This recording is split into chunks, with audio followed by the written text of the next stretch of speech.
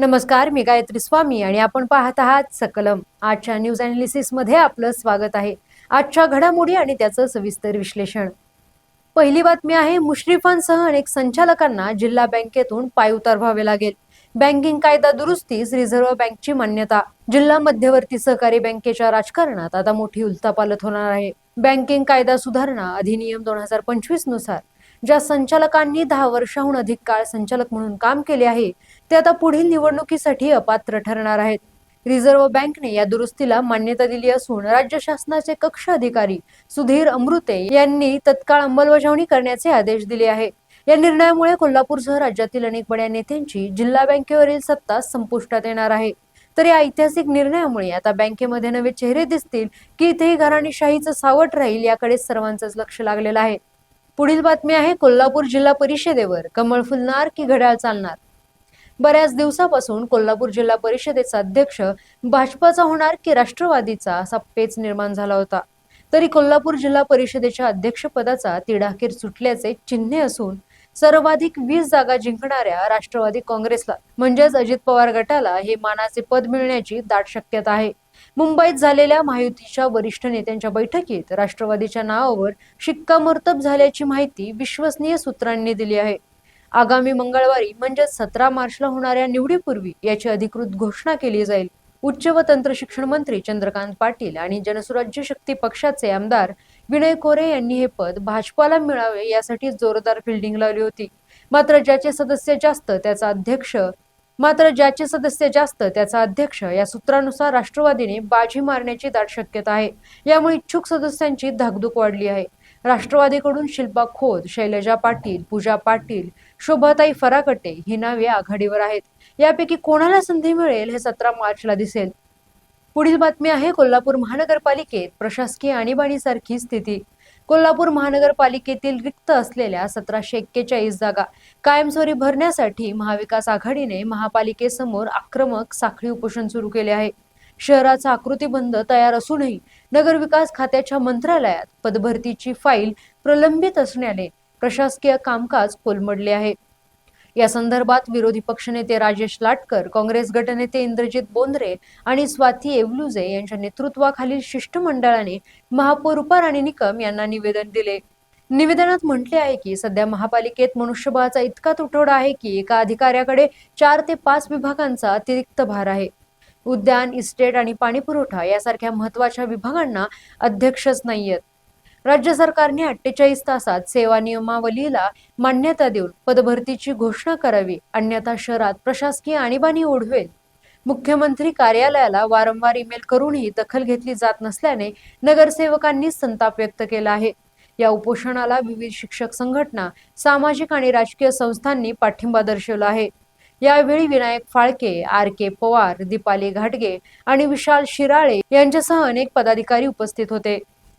पुढील बातमी आहे, निवडणूक आयोगाच्या निष्पक्षतेवर प्रश्नचिन्ह. मुख्य निवडणूक आयुक्तांविरोधात महाभियोग प्रस्तावाची तयारी.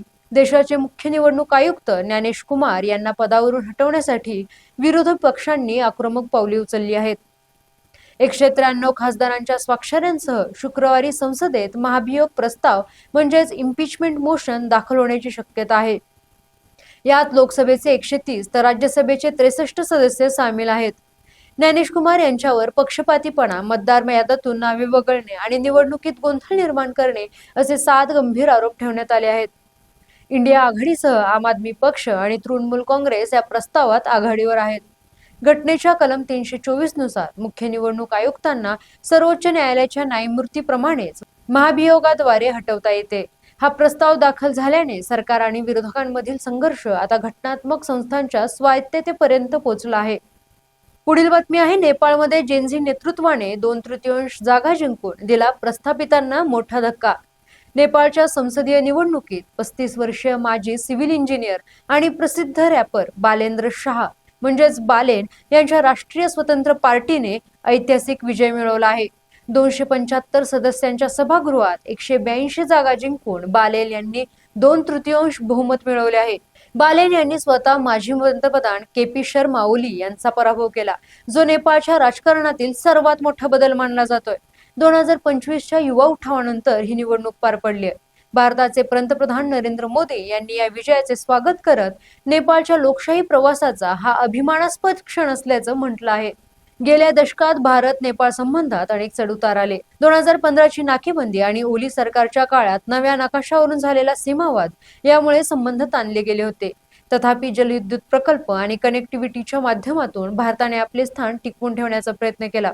आता बालेन यांच्या रूपाने नेपाळमध्ये एका नव्या युवा आणि स्वतंत्र विचारसरणीच्या नेतृत्वाचा उदय झाला आहे. बालेन यांचे नेतृत्व भारत आणि चीन या दोन्ही शेजारील देशांसाठी महत्त्वाचे ठरेल. ते नेपाळ फर्स्ट या धोरणावर भर देण्याची शक्यता असून यामुळे दक्षिण आशियातील राजकीय समीकरणे बदलू शकतात. त्यामुळे भारताची भूमिका काय असेल याकडे सर्वांचेच लक्ष आहे. पुढील बातमी आहे इराण इस्रायल अमेरिका युद्धाचा 14वा दिवस. युद्धाच्या आघाडीवर काही महत्त्वाच्या बातम्या. इराण इस्रायल अमेरिका युद्धाच्या 14व्या दिवशी धक्कादायक माहिती समोर येत आहे. इराणचे नवे सर्वोच्च नेते मुश्तबा खामेनी हे 28 फेब्रुवारीच्या हल्ल्यात गंभीर जखमी झाले असून ते कोमात असल्याचे वृत्त आहे. द सनच्या अहवालानुसार खामेनी यांनी आपले दोन्ही पाय गमावले असून त्यांच्या अंतर्गत अवयवांना मोठी इजा झाली आहे. जरी इराणी माध्यमांनी त्यांचा लेखी संदेश प्रसारित करून नेतृत्व स्थिर असल्याचे दाखवण्याचा प्रयत्न केला असला तरी मुश्तबा अद्याप लोकांसमोर आलेले नाहीत. या संदेशात त्यांनी हरमुजची सामुद्रधुनी बंद ठेवण्याची आणि अमेरिकन तळांवर हल्ल्याची धमकी दिली आहे. दरम्यान आज कुड्स डेच्या निमित्ताने तेहरानमधील फिरदौसी स्क्वेअर येथे मोठा स्फोट झाला, ज्यामध्ये अनेक निदर्शक जखमी झाल्याची माहिती आहे.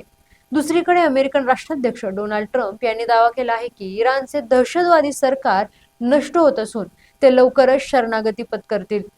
ट्रम्प यांनी वाढत्या तेल किमतींचे समर्थन करताना म्हटले की अमेरिका जगातील सर्वात मोठा तेल उत्पादक असल्याने किमती वाढल्या तर आपण खूप पैसे कमवू. मात्र ब्रिटनच्या परराष्ट्र सचिव इवेट कुपर यांनी रशिया आणि इराणवर जागतिक अर्थव्यवस्था हायजॅक करण्याचा प्रयत्न करत असल्याचा गंभीर आरोप केला आहे. जर मुस्तफा खामेनी खरोखरच कोमात असतील तर इराणचे लष्करी निर्णय आता पूर्णपणे रिव्होल्युशनरी गार्डच्या हातात आहेत. हे अधिक धोकादायक आहे कारण यामुळे युद्धाची तीव्रता अनियंत्रित होऊ शकते. धन्यवाद आणि पाहत रहा सकलम.